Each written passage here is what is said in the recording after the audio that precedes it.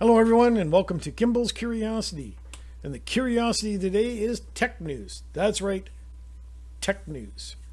As we're all aware, Intel released its 11th gen processors to much fanfare, but to a big disappointment. In fact, some of its brethren outperformed the 11th gen. Now, the problem being is that you may want to go to AMD, but you can't find a graphics card. You don't have a graphics card. Well, your next best option is to purchase an Intel with its integrated graphics card in it to get you by until you get your palms on one of those hard to come by graphics card or the graphics shortage subsides. Now, this brings up the next question that you want to think about is which motherboard should I get? The B560 or the Z590? Because there's no sense going down to the B460 or the Z490 as they're not really designed for the 11th gen. From my understanding, unless you get a BIOS update or a hack for the B460, the 11th gen will not work in that one.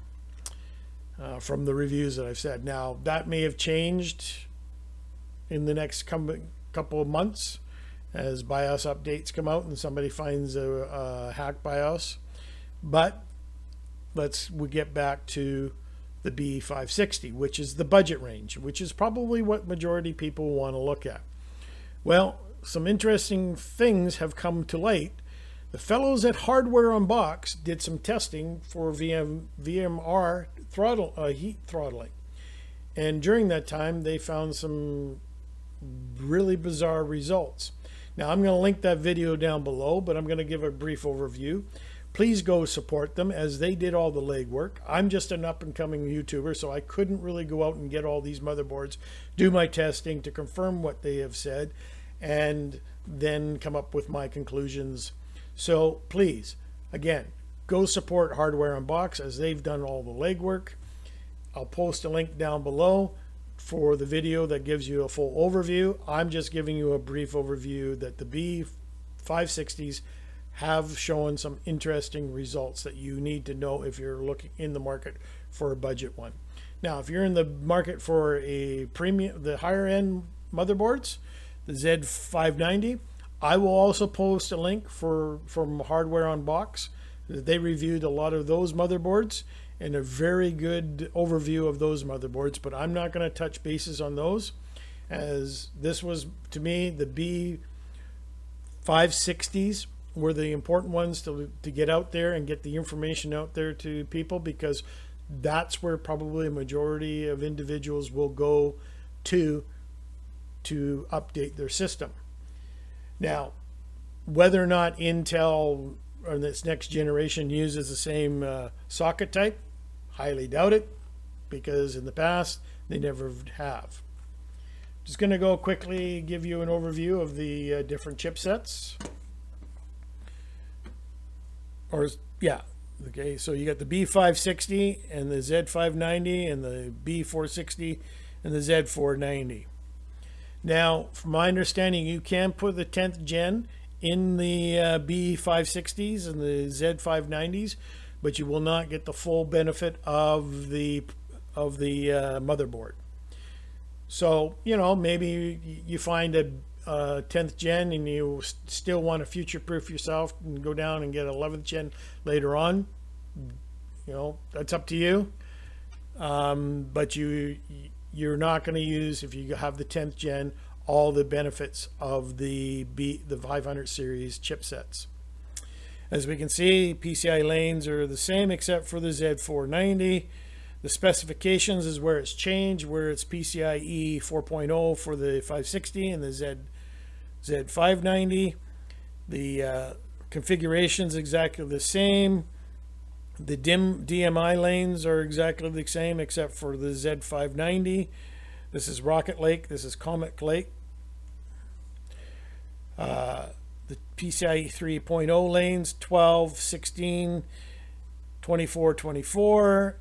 And this is again where the difference relies, is that it's got 3.2 Gen 2. It's got 4, 6, 0, and 8. So if you go for a 460, you won't get the Gen 2 3.2. You also won't get the 3.2 micro, what is it again? I'm trying to just bear with me for a second while I take a look here on my notes. The Type C. So you won't get the Type C in the B460. So it's, you know, it's a trade-off. It's a trade-off. And then there's a few other little things like Wi-Fi 6. But I digress. I just wanted to quickly show you some of the specs. And we'll go back to my main scene. So when Hardware Unbox did their testing on a few B560 motherboards from different manufacturer, they came up with some very interesting and very wide results. After some investigation, what they ended up doing was, first of all, they used an i5 11400F, and out of the box there was some wide results. Then this is the motherboards coming right out of the box, plugging in the chip and everything else. Then they removed the power throttling, and then the power limits, not the power throttling, power limits. And the results of the difference were marginal in regards to this particular i5 11400F. Let's get this straight if I'm going to produce a good video. Anyways, so then they went with the i7 11700, and without thermal power limits, basically out of the box, they had a difference of 43% difference between one motherboard to the next.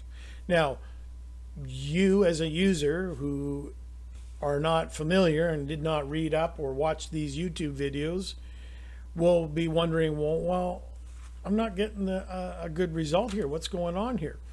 So that is where this is important for you to go and watch Hardware Unbox, where they will show you the different motherboards and the different issues that they had with them. Now, when they unlocked the power limits, the VRM power throttling kicked in to protect the VRMs. And that was again showing some little bit differences in the different manufacturers of their motherboards and their VRM quality. So again, go check their video out because they show some good graphs on it. I just wanted to make sure people are aware of this because it is very important. Very important. They then they did tests on the i5 11600K, and again had some varying results. So except that when the power limits were around 125 watts, where they pegged it at that, and then it seems to be that the results were not too much of a difference in regards between one motherboard to the next, and that it didn't reach its power, the VRMs didn't reach their power limits. So what they're saying is that you got to play around with the different motherboards to get the best benefit out of them. There are a couple ones where you don't have to touch anything and you'll be okay. However, you need to, again, like I said, go see that video that Hardware Unbox did. Other than that, that's all I got to say in regards to this. So if you're in the market for a B560, be aware of the different performance values with the different Intel 11th gen chipsets, and you know, the i7, the i5, and the different levels. So, and if you're really curious, like I said, go check out the video. I'll post the link down below for Hardware Unbox. Like I said, I would love to do this myself and do my own presentation, but I'm just an up-and-comer, and hopefully later on down the line I can do more testing of motherboards and give my final results. But again, I wanted to get this information out because I thought it was very important. Thank you very much. If you like what I said, hit the like button down below. If you didn't, hit the dislike button. Leave your comments. And again, a big shout out to Hardware Unbox for uncovering this issue. I also, if you're in the market for the Z590. I'm going to post that link down below. Check out their video on their reviews of the VRM performance of the Z590s. Thank you, take care, and peace out.